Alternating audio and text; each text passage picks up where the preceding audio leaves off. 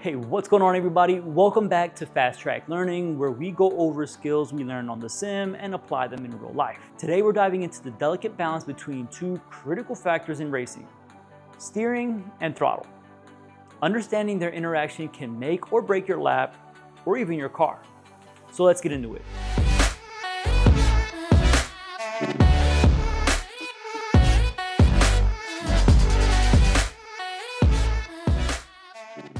Steering and throttle.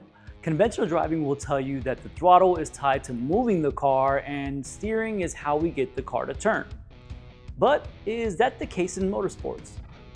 The combination of these two inputs is what causes imbalance in the car. This is where oversteer and understeer come into play. Oversteer occurs when the rear wheels lose grip before the front wheels, making turning sharper and more direct. But it can also make the rear end of the car feel more lively. Every time you hear a pro driver say the car is loose, this is what they mean. In contrast, understeer is when the front wheels lose grip first, causing the car to steer less than intended.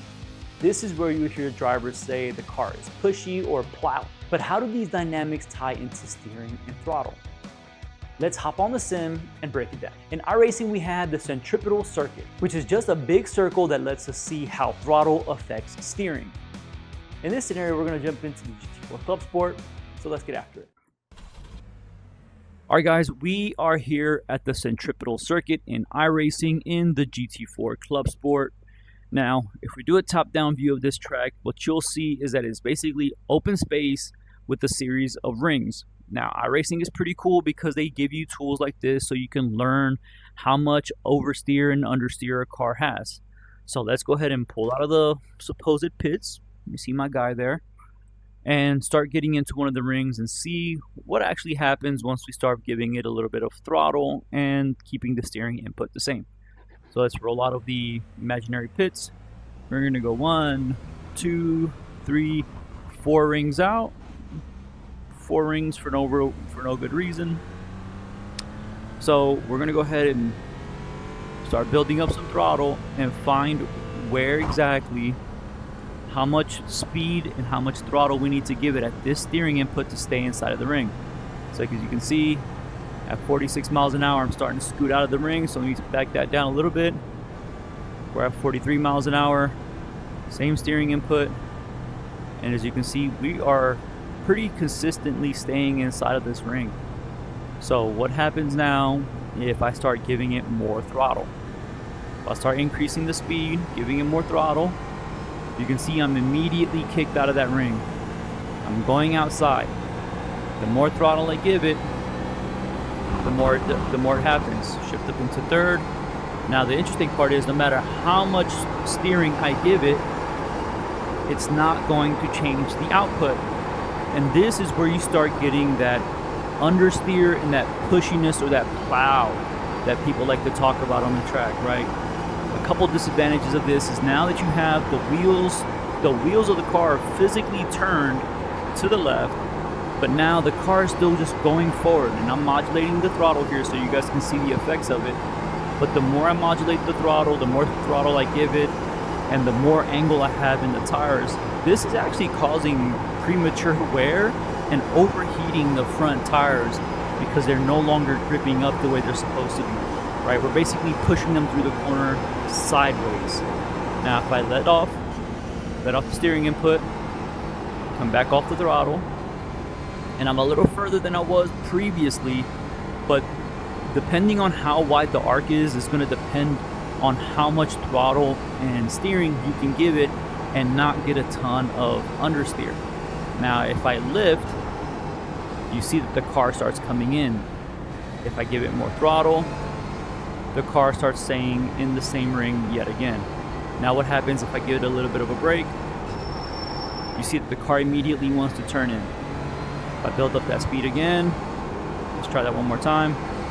Give it a little bit of the brake. The car immediately wants to start turning in. So really what we're affecting here is the balance of the car. Front to back, side to side. So we're steering to the left, which means the the weight of the vehicle wants to go on the outside of this turn, which would also imply that the more throttle I give it, which direction it's going to go in, to the outside of the car. A precise steering input paired with smooth throttle application keeps the car balanced. But apply too much throttle and the balance of the car shifts to the rear, which lessens the grip on the front, causing you to experience understeer. Conversely, lifting slightly from the throttle will settle the balance of the car, giving you a more accurate steer. This is where you hear things like lift oversteer from other drivers. By this point, you should notice that steering and throttle greatly affect the balance of the car, which is also affected by braking. This is why trail braking is so important. For more on trail braking, click the video above. In every corner, you need to read the balance of the car.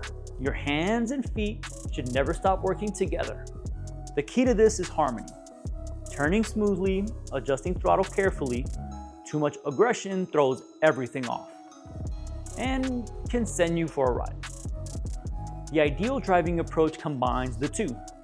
Steering sets the line, and the throttle fine-tunes the balance of the car. It's not just about speed, it's about precision and feel. Knowing how much throttle to give the car is dependent on things like downforce and even the tires that are on your ride. And knowing how these things affect the balance. Both oversteer and understeer have their roles in the track as well. You obviously don't want a ton of understeer if it means missing an apex, like at the carousel at Coda. But on corner exit, tracking out, understeer is actually okay. This is because it directly means the rear end of the car is settled. Just remember to be careful. Too much throttle and wheel can result in moments like this, with me almost spinning out at the carousel.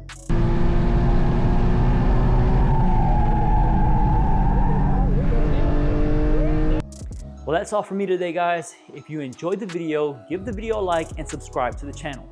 Don't forget to share this with a new driver so that they have an advantage before getting out on the track. Speaking of the track, we'll see you there.